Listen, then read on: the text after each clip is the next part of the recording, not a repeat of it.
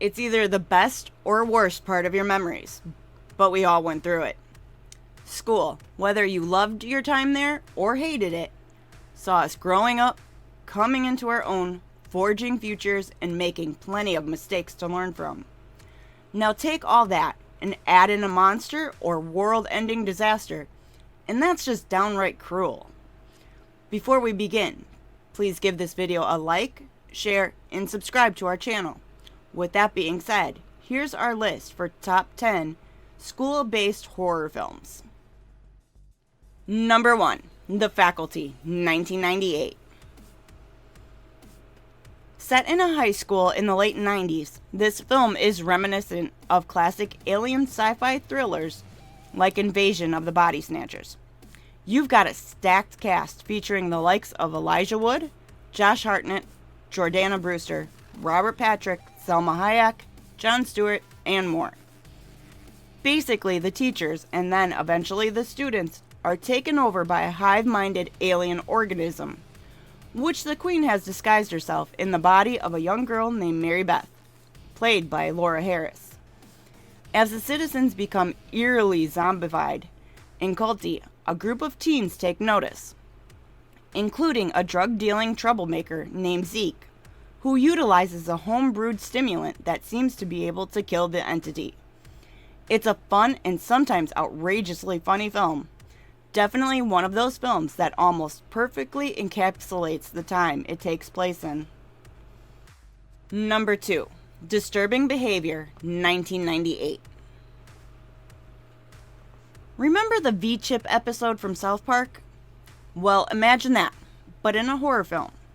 Take that plot and combine it with the Stepford Wives, and you get Disturbing Behavior. A small town in middle America where a brilliant scientist inventor creates a chip that can alter the brains of its hosts to become the perfect citizens. Once again, the film follows a group of high schoolers, including a new student named Steve Clark, as they become increasingly aware of the people around them exhibiting disturbing behavior. There's an ultra-hilarious scene where one of the girls becomes so horny, the chip malfunctions, and she goes psycho and almost shorts out. But it's also slightly horrifying.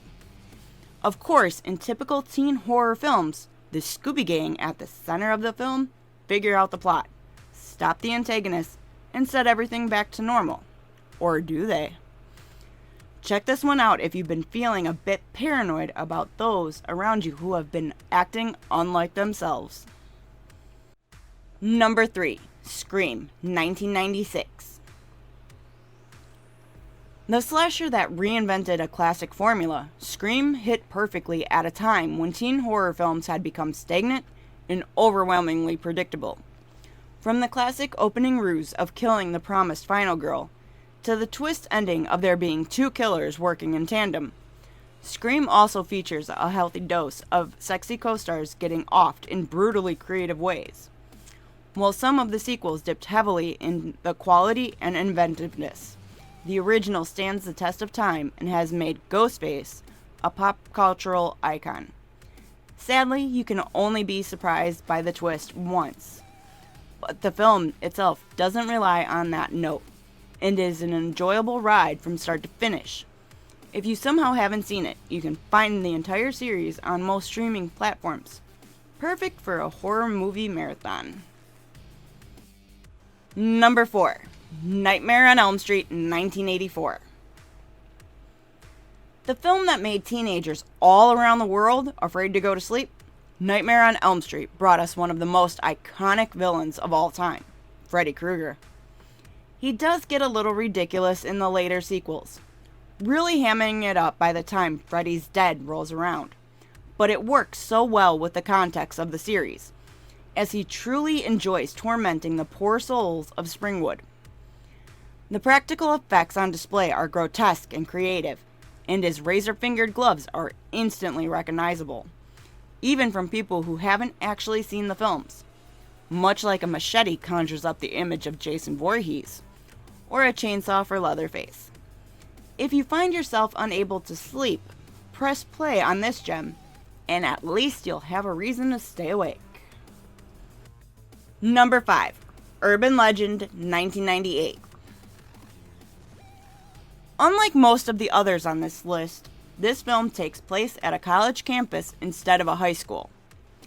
The film came out roughly around the time of the Scream franchise hype, trying to capitalize on the whodunit aspect of the slasher genre, and in my opinion is highly underrated. Modern-day urban legends have been turned into creepypastas, collected stories posted on the internet describing weird events and curses and so forth.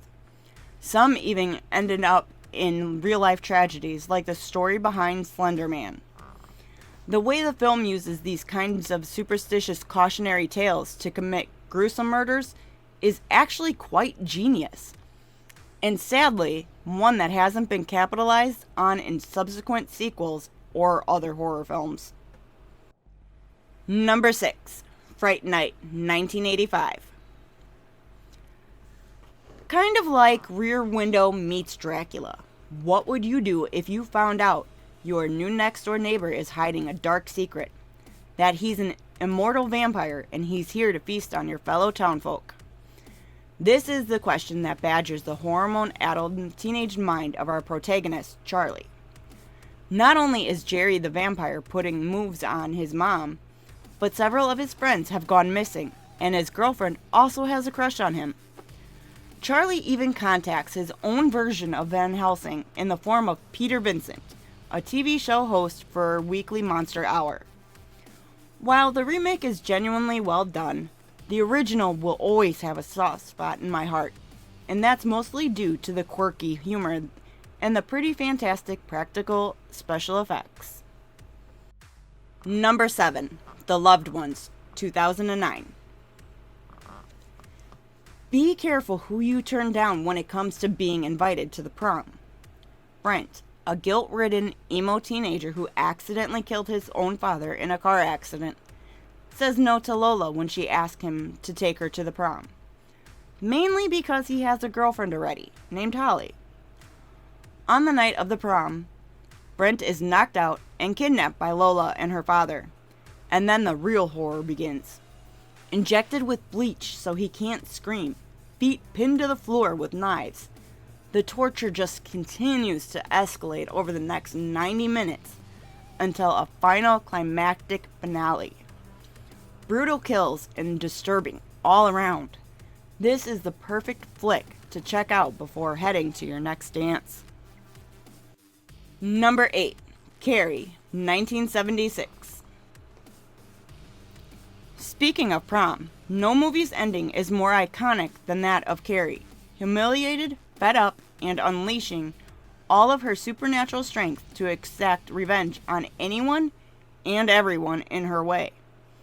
While some may cheer her on as if this was some victorious moment, it's actually incredibly sad and a deep insight to the pressures of fitting in with society, as well as what it's like for a girl to reach maturity and all that it brings. Based on the book of the same name by Stephen King, he originally chucked it before his wife Tabitha saved it from the trash and sent it out for publication. The novel is single-handedly responsible for making King a household name. There have been a few remakes, including one currently in the works, set to release sometime in 2026. But the original just feels perfect, capturing the novel with grace and terror. Number 9. Jennifer's Body, 2009. When this film released, it was trashed by several people calling it cheap, sex-driven schlock horror. However, over the following years, it has developed cult status and has been reevaluated as somewhat of a pro-feminist coming-of-age meta film. And honestly, it's great. It's entertaining, witty, bloody, and the cast involved all really embody their respective roles. I especially love Adam Brody as Nikolai Wolf, the lead singer for some typical screamo band that was popular around the time, and that it turns out they were using some satanic rituals they found on the internet to achieve immortality and fame. Even Megan Fox gives an incredible performance in this film, and you can't say that about most of her resume. If you haven't seen it, give it a watch. You won't regret it. Number 10. Happy Death Day 2017.